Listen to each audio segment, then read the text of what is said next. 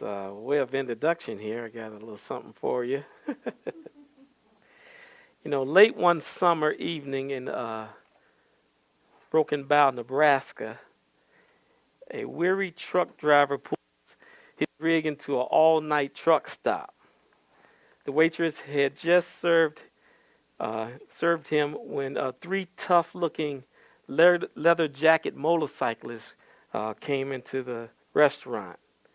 They look sort of like the Hell's Angels type.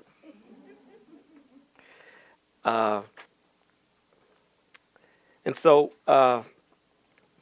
he decided to go up and give this guy a hard time. These three motorcyclists, they're going to give him a tough time of it. And not only did they verbally abuse this man, they grabbed the hamburger off his plate and took a bite of it. And one of them grabbed some French fries and he ate some of those. And the other guy picked his coffee up and drank it. And they're just giving this guy all kinds of hard times. And so the truck driver, he calmly got up and he picked up his check and he walked over to the front of the room and he put his check on the register and put some money on top of the check, and he walks out of the store, of the restaurant, and the waitress, she saw him. She tried to run after him, but he had already left.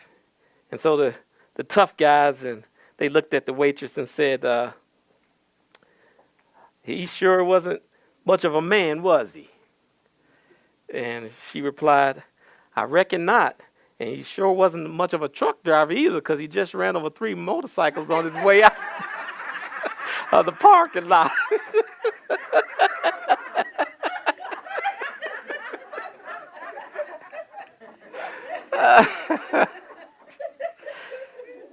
Sweet revenge, right?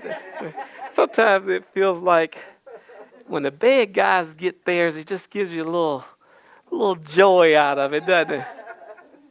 Well, today, in Genesis chapter 14, we'll cover how Abraham didn't hold bitterness towards his nephew Lot, but he mirrored the grace and the forgiveness of God towards his nephew.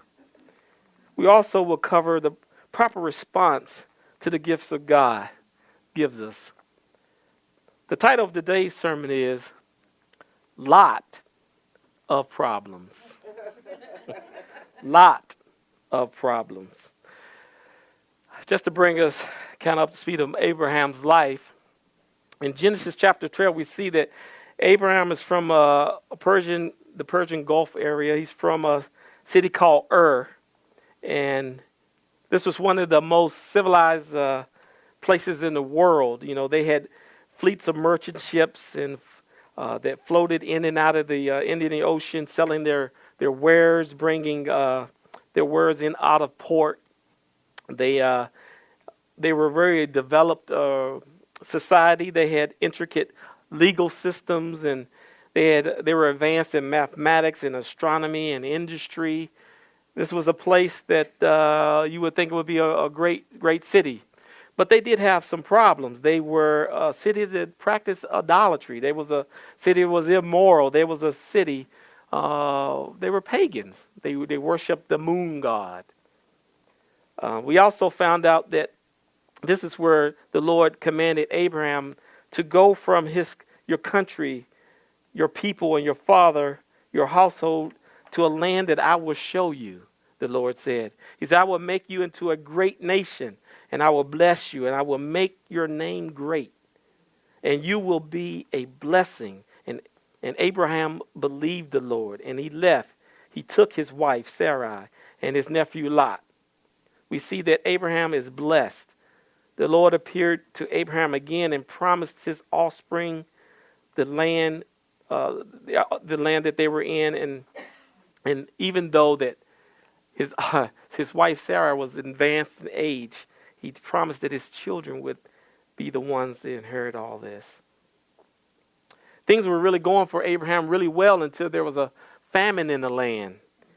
And instead of Abraham looking to the Lord for a solution, he decides to go to Egypt.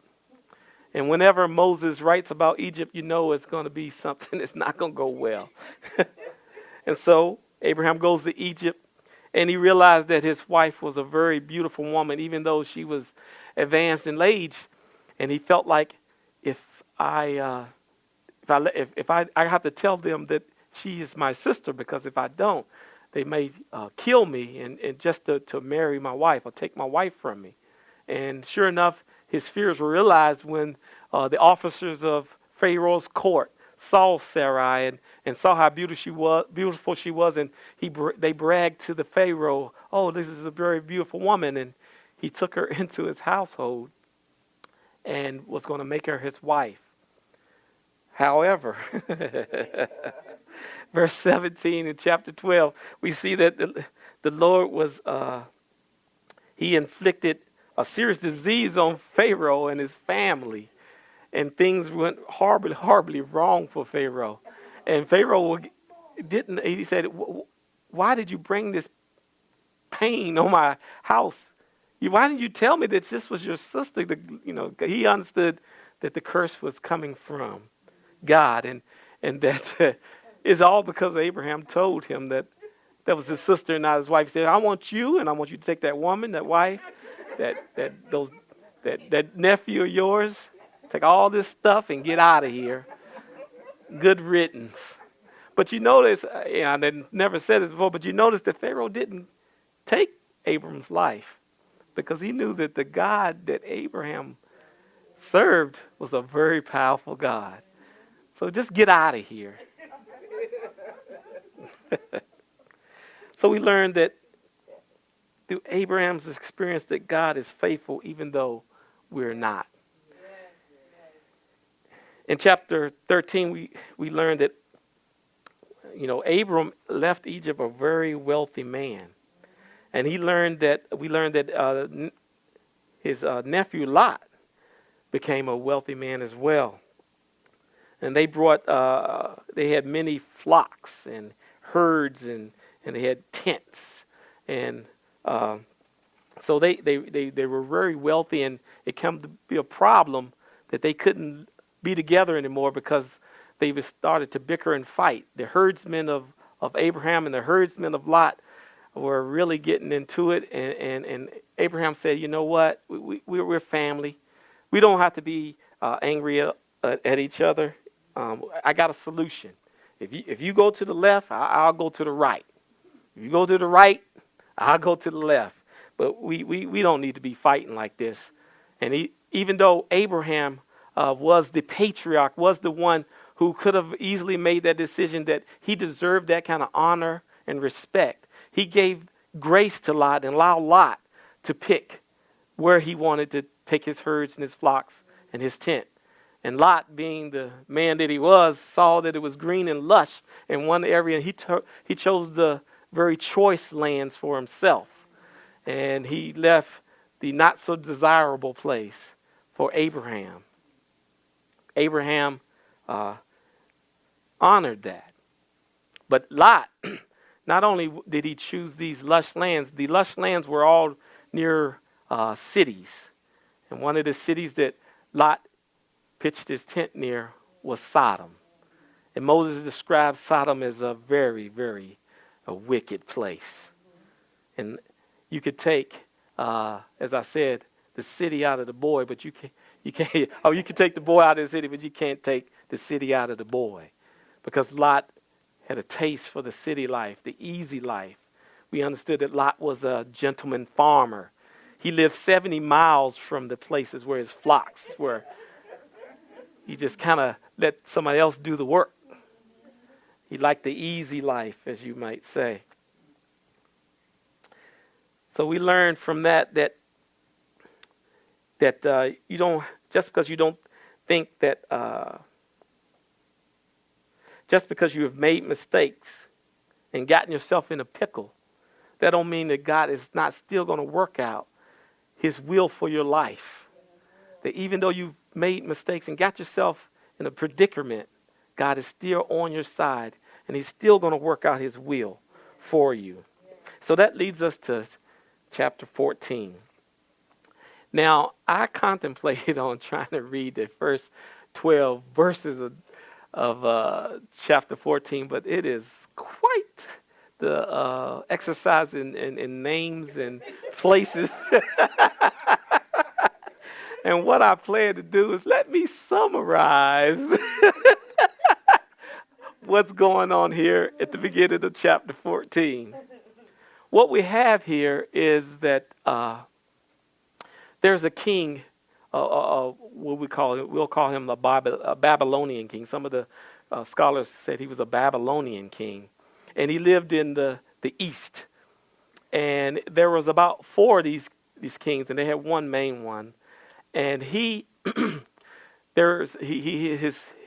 influence kind of was over Sodom, Gomorrah, and the five cities that we talked about last time in this like confederacy. They were smaller places, but there were cities, and they were failing to pay tribute to this king of the east.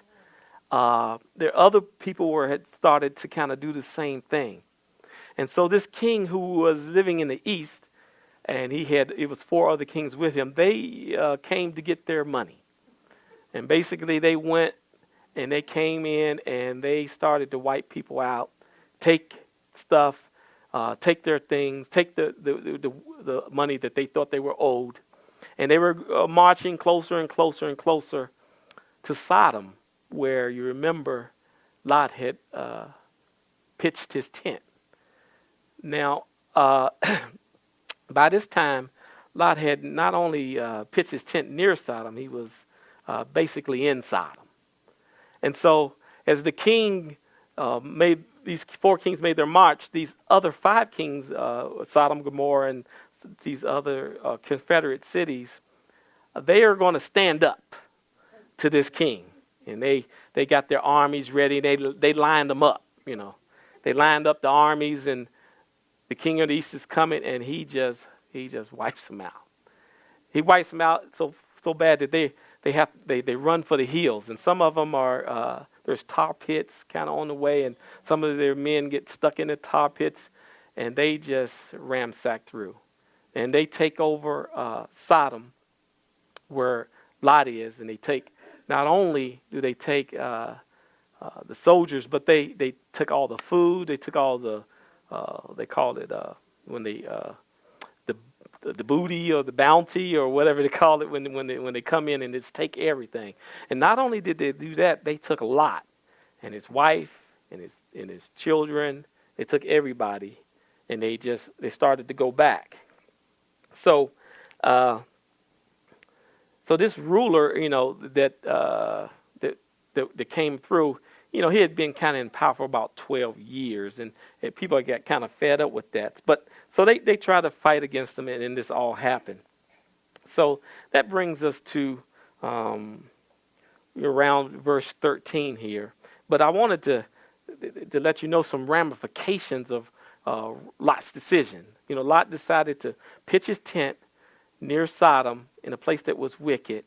And the signs that things were going to change as this king is marching in, they were on the wall. But Lot didn't leave. He just stayed there. He chose to stay there. And because he had this decision, these decisions had consequences. He put himself in a very bad situation. Not only that, there's a predicament for Lot. What is the future like if things play out like they are for Lot? Well, let me tell you what's going to happen. Lot's wife is going to be taken as a slave or a prostitute. Lot's, the children are going to be enslaved. The men are going to be used as implements of war. They're going to take those men that they conquered, and now those men are going to be on the opposite side. But they're not going to just put them in any opposition. They're going to put them in the frontline infantry. And what that means is whenever they go to war, the first people who get killed are always the frontline infantry. So they're going to take all these conquered men, put them in the front line, and they're going to keep marching onward. So things doesn't look too good for Lot right now. He has a lot of problems. He has a lot of problems. So that brings us to verse 13. And It goes like this. A man escaped and came to report everything to Abram. Abram was a Hebrew. He was living near the large trees of Mamre, the Amorite. Mamre was the brother of Eshcol and Adner. All of them helped Abraham. And so, during this great battle where the king of the east came in and conquered Sodom and Gomorrah and all these cities, one guy escapes. He escapes and he gets back and he's got to go tell Abram what happened. So he gets there and, Abram has got to sit there, decisions now. Now, I know, Lot made this choice for himself, he could be a little bitter towards Lot if he wanted to, couldn't he? Because, Lot didn't show him any kind of grace. He took all the choice lands for himself. He didn't show him any honor by the way that he treated his uncle. Maybe you could consider him like a son or a younger brother to Abram. He didn't show him any kind of respect there. And Abraham has every right to say, you know what, just like that, like those motorcyclists, he got what he deserves, He made these decisions. He made his bed. Now let's let him sleep in it. You know how it goes, right? He made his bed. Let him sleep in it. And so, Abram could have had that kind of bitterness or that kind of attitude. We've been in that mode before where we've loved on someone and helped someone, and you poured your life into someone, and it seems as though when they kind of get a little older or they kind of get a different situation, they get on their feet, they kind of reject you. Like, you know what I mean? Like you pour your life. You've maybe invited them to your home, or you've went out of your way and sacrificed. And then when that person gets things going right for them, they kind of reject you and kind of stings and hurt. And you kind of say, sometimes you're like, well, yeah, they'll be back. If they gonna come to me, and I'm gonna let them know how I feel about this. But that's the kind of bitterness that could have easily been in the heart of Abraham, couldn't it? The Bible describes bitterness like a root, I can read you a couple verses here. Proverbs 14:10 says, "Each heart knows its own bitterness, and no one else can fully share its joy." When you're bitter, if you got that heart of bitterness, you get a certain joy out of seeing someone do bad or some bad things happen to him. He got what he deserves. They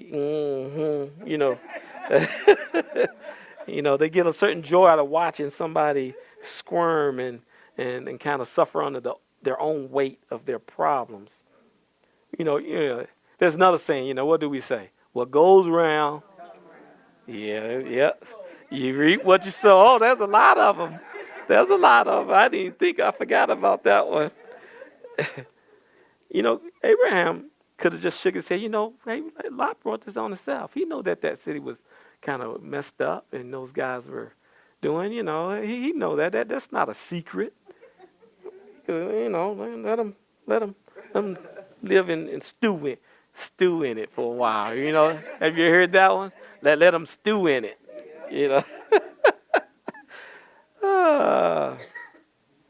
But so he could have did this. But I got another scripture here. Hebrews 12:15. Look after each other so that none of you fails to receive the grace of God. Watch out that no poisonous root of bitterness grows up to trouble you, corrupting many. Wow. So, but let's see how Abraham handles the situation. He could have been bitter, but this is what he does. Look at verse 14 in chapter 14. Abram heard that Lot had been captured, so he called out his 318 trained men. All of them were sons of his servants, and Abram and his men chased their enemy as far as Dan. During the night, Abram separated his men into groups. They attacked their enemies and drove them away. They chased them north of Damascus as far as Harbah. Abram took back everything the kings had taken. He brought back his nephew Lot and the things Lot owned. He also brought back the women and the other people. Now, Abram heard what happened to Lot, and he got 318 trained men, all of who were part of his band, his tribe, or they were his servants. They were part of his group. But that also brings me to another thing that is, I kind of overbrushed at first. If he has 18 trained, remember when he left how many people was with him? We don't know, but it wasn't a lot. But when you think about this, now he has 318 trained men. That's not all the men. That's the trained ones. And if you imagine this, he had 318 trained men, and he had some men who weren't trained. Then he had women. There were women and children in that group. His band of group has grown pretty substantial. He's got a big group, and he has influence in his surrounding now. He has influence in surrounding. But I want to talk about the 318 trained men. What were they trained in? Can somebody help me with that? Warfare. Warfare. They were like the Green Berets, SEAL Team 6, they were special forces. These were the guys who've been trained to handle some things. That makes me think that things happen. It wasn't a rosy kind of place that Abram lived in. Think about it. He had 318 trained men. Then they knew how to handle themselves. So Abram has influence. He has these special forces to go out and to rescue Lot. But Abram not only devised the plan to rescue Lot, Abram went to rescue Lot. It's a difference between a commander of a people saying, you go do this, you go do that, and I'll stay back here where it's nice and safe. He went and rescued his nephew. Because at night, he separated the men. Now, he didn't do it just with his 318 men. There was some of his friends' armies as well. And he separated them out, and they went undercover, just like the Green Berets, and go in on a secret mission. And they routed those guys. They routed them, and then not only did they rout them and get everything back, they start chasing them. And those guys they were running for the hills. And so he's Abraham is quite the guy. He may be a little old, but he ain't nothing to mess with. Abraham is a serious guy. You would think that he's people might get the idea that Abraham might have been soft because of the way he dealt with his nephew Lot. That he just let they run me over. But that is not the case. This guy is a leader. He's a guy who is exercising a great amount of wisdom on how he moves and operates and leads this band of people that he's going around. So he didn't leave. He didn't let the bitterness well up in him and say, Lot, you got what you deserve, or you reap what you sow, or what goes around comes around. He didn't have that attitude at all. He went out, he devised a plan, and went and got his nephew, and he not only got him, he got everybody that was with him, and he drove them out. Now, how could Abram have this attitude? I mean, if this king from the east came in and conquered all these other people, what would give Abram the confidence to think that he could do what he did? Somebody, he knew God was on his side, but why did you know God was on his side? God told him something from the very beginning. He made a promise to Abraham. He said, you're going to inherit all this stuff and all this is going to be yours. And Abraham believed that. He believed it enough to where he wasn't afraid to go against this great king of the East. The great king of the East. Look at verse 17. After Abram won the battle of Kedorlaomer, okay, the king of the East, and this Babylonian king. Some Bibles say Babylonian king, but who helped him, he returned home. The king of Solomon came out to meet him in the valley of Shebri. I'm sorry. It was also called the King's Valley. Verse 18, Melchizedek was the king of Jerusalem. He brought out bread and wine. He was the priest of the Most High God. He gave a blessing to Abraham. He said, may the Most High God bless Abram. Give praise to the Most High God. He gave your enemies into your hand. Then Abram gave Melchizedek a tenth of everything.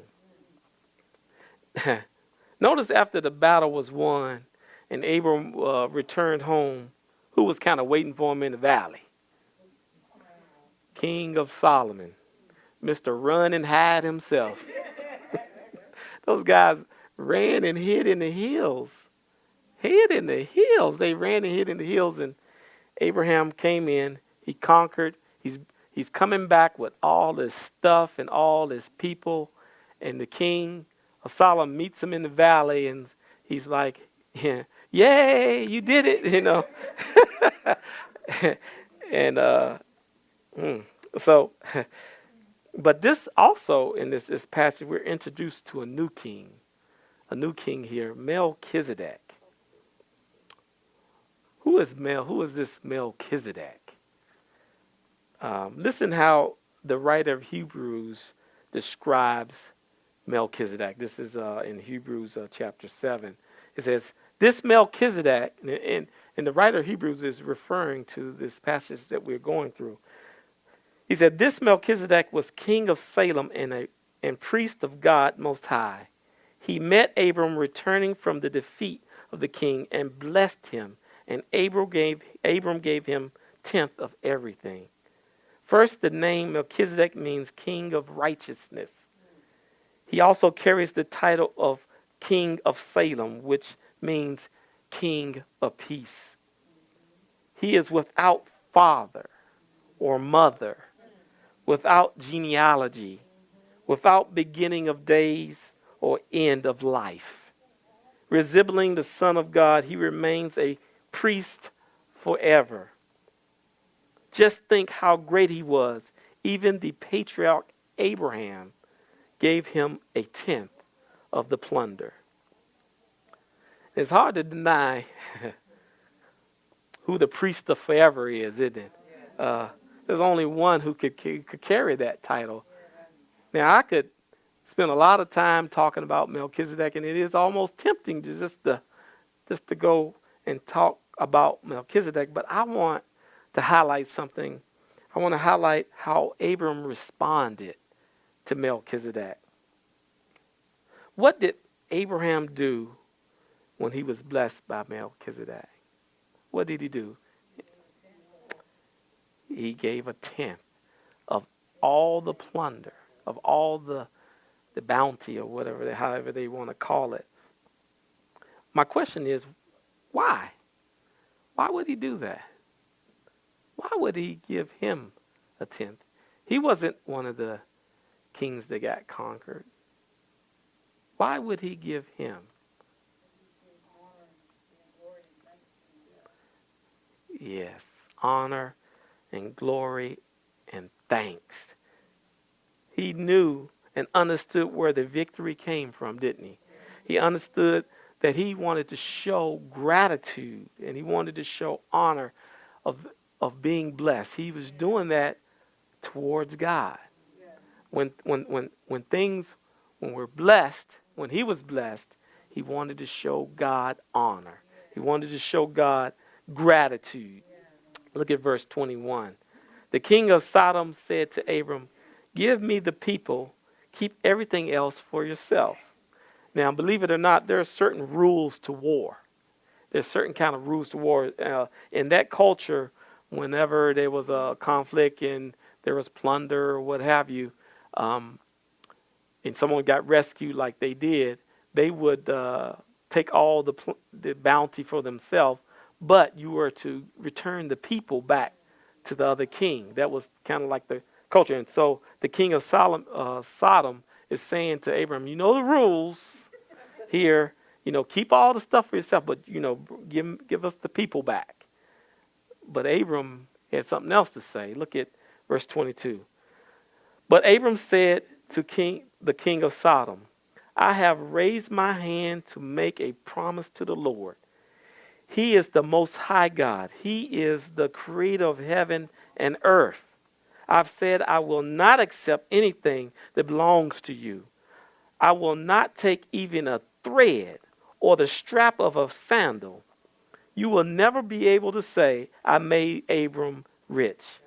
I'll accept only what my men have eaten and what belongs to Agner and Eshkar and Malmer. These 3 men went with me. Let them have their share." Now, Abram is a tough old fellow, isn't he? He said, you will never be able to say you made me rich. You're not going to get any of the glory.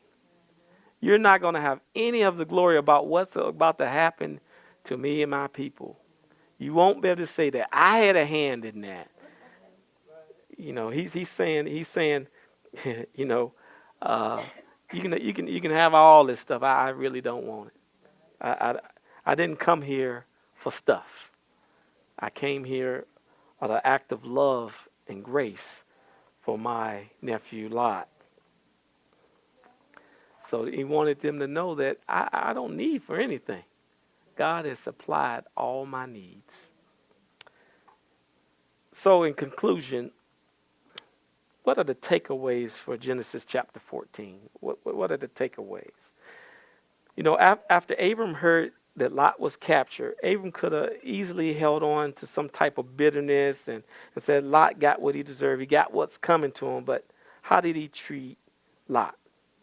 And how he showed kindness. He showed mercy. He saw that, you know what? There's a great need here. And I'm going to act in this great need. I'm going to act in a way of love. I'm going to help out Lot because Lot needs help. I'm going to do it because he needs help. I'm going to show him love because he needs it. There is no conditions on this. He doesn't need to apologize to me before I can go help him. He just went out and helped him. And does that remind you of anyone or anything? How God approaches us. He didn't give us conditions in order to receive his love. He didn't give us conditions in order for us to be rescued by him. We needed his help just as much as Lot needed Abram's help. But he didn't put conditions on you. He came and he died with no conditions on that. He saved those. What does the verse in Romans 8 say? But God demonstrates his own love for us while we were still sinners, Christ died for us. He didn't say you need to get your act straight and clean yourself up before I die for you and you can have this. He did it regardless of that because there was a need and because God loved. Another takeaway, Abram's response to Melchizedek. In response to his victory and blessing, Abram gave Melchizedek 1/10 of all the plunder. It shows a humility in Abram. He recognized that he got the great victory. The victory didn't come because of all his work and all the planning and all the things. The victory came because of God. God gave him the victory.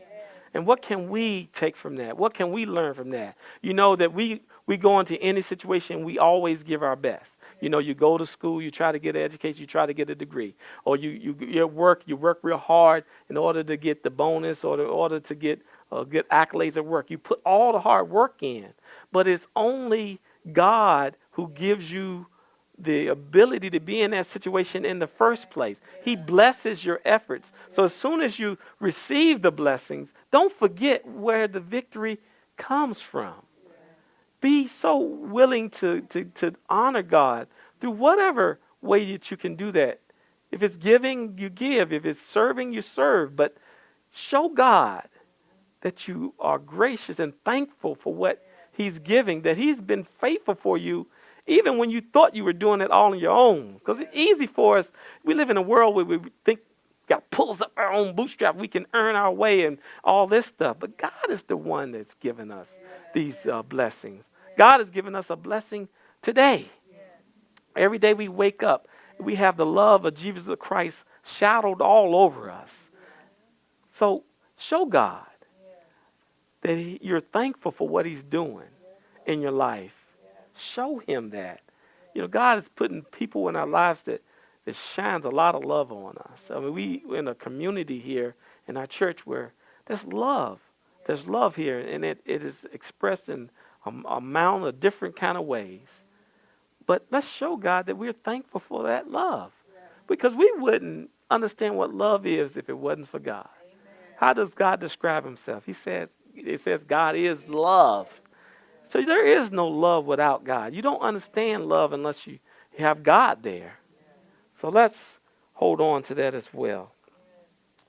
So let's pray.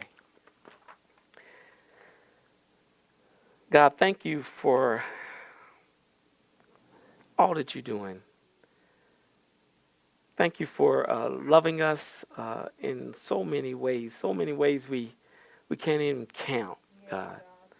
We wake up in the morning, we're able to have food on our tables. We're able to have places of employment to take care of our needs. You've come alongside of us, and you're not asking any kind of conditions of us for your love. Your love is free and unmerited. Thank you for that. Thank you for the freedom that gives us. God, I ask you to please help us to respond to that love, though. The proper response to such a wonderful gift is gratitude and love ourselves. And help us to shine and spread that love wherever we go. God, we thank you for your Son who has laid his life down for us unconditionally. Man, that is so big. We live in a world full of conditions, God. Oh, that we got conditions all over us. You got to do this in order to get that, and you got to do this. You got to be this way. You got to be of this person or this place or whatever. Have this title. But you don't care about all that. You just care about us. Thank you for that. We ask your blessing, God. I ask your blessing over each and every individual in this congregation today. I ask that you please help them to hear your small, quiet voice at times. To lead them, not to have a heart of bitterness when people are making mistakes all around them, but to have a heart of love and grace and gratitude that shines out in a way that affects their world around them. God, how do we let our light shine? We let our light shine by mimicking you and doing the things that you do, like Abram did to Lot. So thank you, God, for this lesson. Help us to hold it true and to move forward in the knowledge of what you've taught us today. We ask this all in the name and authority of your Son, Jesus Christ. Amen.